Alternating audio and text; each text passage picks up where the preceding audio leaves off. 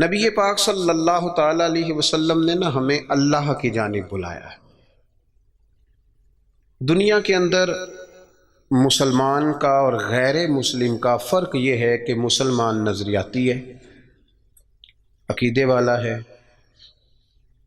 اور جو مسلمان نہیں ہے وہ نظریاتی نہیں ہے۔ یہ ایک فرق ہے۔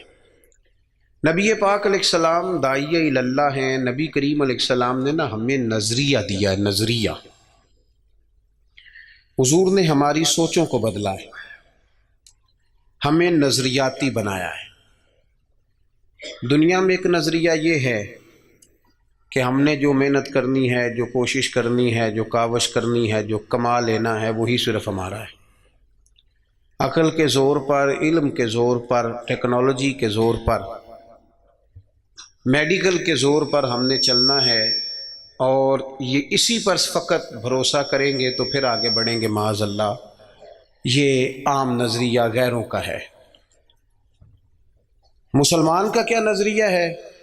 مسلمان کا نظریہ ہے کہ کوشش کرنا انسان کے ذمے ہے، باقی ہونا وہ ہے جو رب نے جانا ہے۔ یہ نظریہ ہے۔ عقیدہ توحید ایک نظریہ ہے۔ جب رب چاہے گا، جتنا چاہے گا، جس کو چاہے گا اپنے فضل سے عطا فرمائے گا، یہ ایک نظریہ ہے۔ نبی پاک صلی اللہ تعالی علیہ وسلم نے مکمل محنت کا حکم دیا، جد و جہد کی بات کی، ہمت کی بات کی، لیکن فرق کیا ہے؟ کافر بھی محنت کرے گا، ہم بھی محنت کریں گے۔ فرق یہ ہے کہ وہ اسباب سے نتیجہ چاہتا ہے۔ مومن کی یہ شان ہے کہ وہ ساری محنت کر کے نتیجہ اپنے رب کریم پہ چھوڑ دیتا ہے۔ ہمارے ساتھ آہستہ آہستہ یہ ہوا ہے کہ جدید دور آیا، اس دور کے اندر لوگ مادہ پرستی کی طرف بڑھے، علم پر، ٹیکنالوجی پر، میڈیکل پر، اپنی کاوش پر، اپنی عقل پر اتنا بھروسہ کیا کہ وہ اس طرح کی بولیاں بولنے لگے جس طرح کی بولیاں غیر بولتے تھے۔ ہمیں یہ حکم دیا گیا ہے کہ تم نے اپنی ہر چیز اپنے رب کے حوالے کر دینی ہے۔ تمہاری ساری کی ساری توجہ اور تمہاری مکمل توجہات کا مرکز اللہ کی ذات پر بھروسہ ہونا چاہیے۔ آپ کبھی غور کریں تو نبی پاک صلی اللہ علیہ وسلم اس مضمون کو ہمیں کس طرح سمجھاتے ہیں؟ حضور علیہ الصلوۃ والسلام فرماتے ہیں اگر تم رب پر بھروسہ کرو گے نا تو وہ تمہیں اسی طرح رزق دے گا جس طرح پرندوں کو عطا کرتا ہے۔ کبھی اس حدیث کے حسن پر غور کریں۔ پرندے کی کتنی تعلیم ہے؟ کون سا کام سیکھا ہے؟ گھر سے نکلا ہے تو اسے پتہ ہے کس دفتر میں جانا ہے، اسے پتہ ہے کہ میں نے کہاں نوکری کرنی ہے۔ نکلنا بہرحال شرط ہے، نکلنا اس نے ہے۔ حضور فرماتے ہیں نکلو پر تمہارا بھروسہ رب کریم پہ ہو، جب تم لوٹو گے تو اسی طرح تمہیں روزی دے گا جس طرح پرندوں کو عطا کر دیتا ہے۔ ہم نے نظریاتی بننا ہے، نظریاتی۔ ہمارا سارا دھیان بندوں کی طرف ہے، ساری توجہ مالداروں کی طرف ہے، سارا خیال سیٹھوں نوابوں کی طرف ہے، سارا میلان ہمارا بزنس کی طرف ہے۔ سارا، یہ سارا نہیں ہونا چاہیے۔ ہاتھ کار ولے پر دل یار ولے، یہ میلان سارا نہیں ہونا چاہیے تھا۔ حضور نے ہمیں سکھایا ہے کہ بھروسہ اللہ کی ذات پہ، بھروسہ۔ اسلام ایک روحانی دین ہے، یہ آپ کو قلبی قرار دیتا ہے، سکون عطا کرتا ہے۔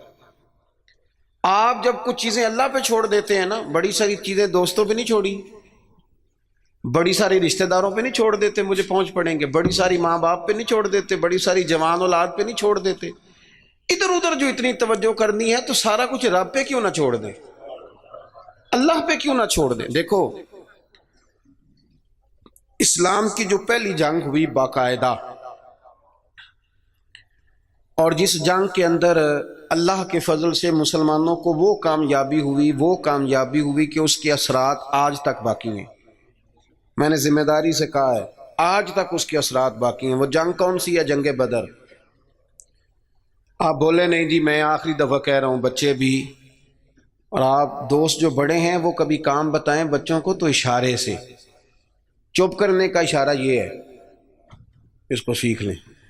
آپ بولے نہیں، بولنے سے تو جو چپ کرانے والے ہوتے ہیں ان کا شور زیادہ ہو جاتا ہے۔ آپ میری بات پہ غور فرمائیں، میں بڑی اہم بات کر رہا ہوں آپ سے، اور چونکہ میں تھوڑی تقریر کرنے کا قائل ہوں اس لیے میں چاہتا نہیں کہ کسی چیز کو کہیں روکا جائے، بس بات ہو جائے تسلسل سے۔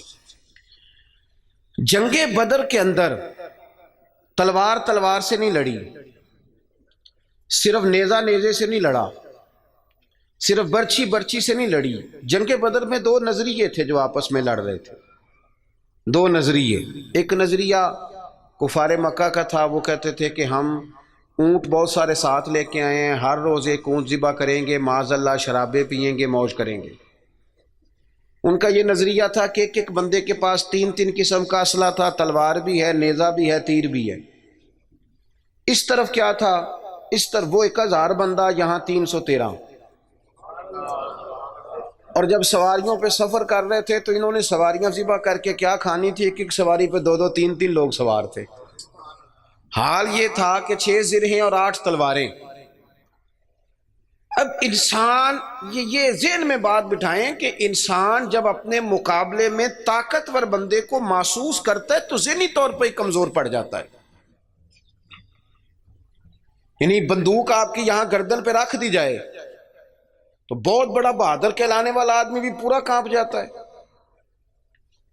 جب ذہن بن جائے نا کہ میرے سامنے 3 گنا زیادہ فوج کھڑی ہے اور اسلحے سے لیس ہے، بندہ نفسیاتی طور پر ہی کمزور ہو جاتا ہے، ذہنی طور پر ہی۔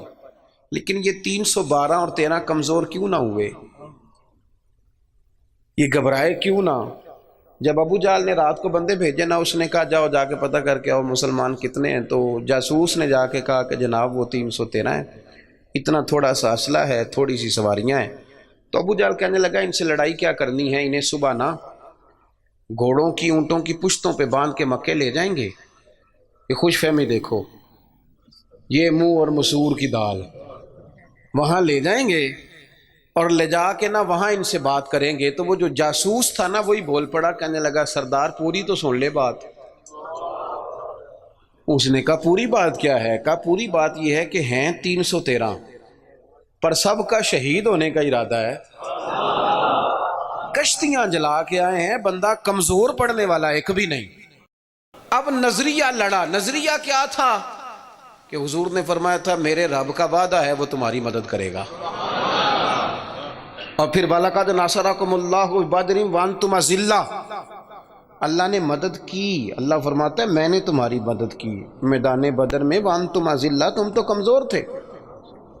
نظریہ لڑا، تلواریں ہار گئیں، تیر ہار گئے، نیزے ہار گئے، برچھیاں ہار گئیں، اور رسول اللہ نے جو نظریہ دیا تھا وہ نظریہ جیت گیا، بھروسے والے لوگ جیت گئے۔ جب تک مسلمان، میں بڑے درد سے کہتا ہوں ہمارے گھروں میں سیاست چلتی ہے، بچے میری مٹھی میں رہیں، سسرال والے میری مٹھی میں رہیں، محلے والے میری مٹھی میں رہیں، برادری والے میری کوئی نہیں رہتے میاں یہ مٹھی چھٹی میں، کوئی نہیں رہتے۔ مجھے ایک بزرگ کہنے لگے 5 بچے ہیں ایک بھی نہیں سنتے، تو میں نے کہا بابا جی اتنی مجبوری کیا ہے بچوں کو سنانے کی؟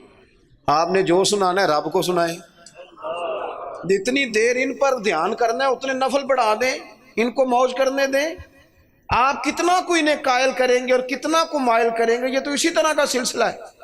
جتنی سیاست ہم لڑاتے ہیں نا لوگوں کو سیٹ کرنے میں، اگر اس سے آدھا وقت بھی اپنے رب کو راضی کرنے میں لگائیں نا تو رب راضی ہو جائے تو لوگوں کے دلوں میں محبت پیدا فرما دیا کرتا ہے۔